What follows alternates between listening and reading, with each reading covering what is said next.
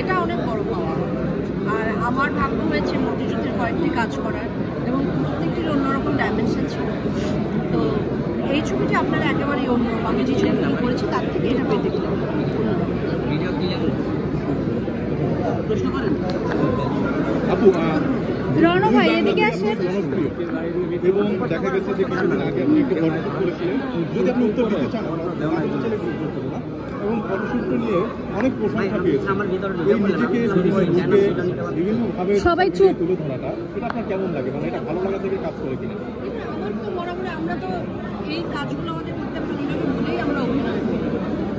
একটা জীবনে আমরা অনেক রকমের চরিত্র করতে পারি, অনেকভাবে সাজতে পারি, সেটা লোভ তো আমাদের সকলেরই আছে, সেজন্যই হয়তো করি। এবং প্রত্যেকটি কাজে যদি থিম রাখবার চেষ্টা করি, আমার তো ভালোই লাগে। এখন দর্শকদের ভালো লাগলে, আমার অডিয়েন্সদের ভালো লাগলে, ভক্তদের ভালো লাগলে আরো। আপু রিসেন্টলি জামদানি শাড়ি পরে যে লুকটা দিয়েছিলেন, এটা নিয়ে কিন্তু অনেক সমালোচনাও হয়েছিল। তো এটা নিয়ে আসলে আপনি কি বলবেন, একটু যদি বলবেন।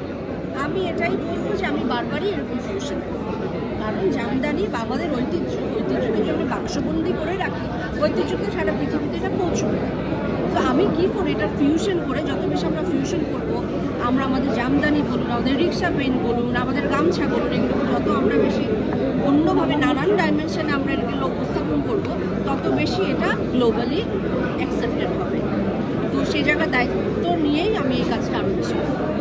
আপু আপনি তো অনেক বছর ধরে কাজ করছেন, তো তারপরে এই প্রশ্নটা করা উচিত না যদিও, তারপর আমি করছি। এখন তো সোশ্যাল মিডিয়ার যুগে সমালোচনা আলোচনা সবই হয়, বিশেষ করে নেগেটিভ যে কমেন্টগুলো পান, এগুলো কি আপনি দেখেন বা এগুলো কিভাবে নেন? আমি দেখি না আসলে। যারা নেগেটিভ কমেন্ট করেন, এটা আমার তাদের জন্য দুঃখ হয়, তারা খামোখা তাদের এনার্জিগুলো নষ্ট করছে। আমরা তো আমাদের কাজ করেই যাবো।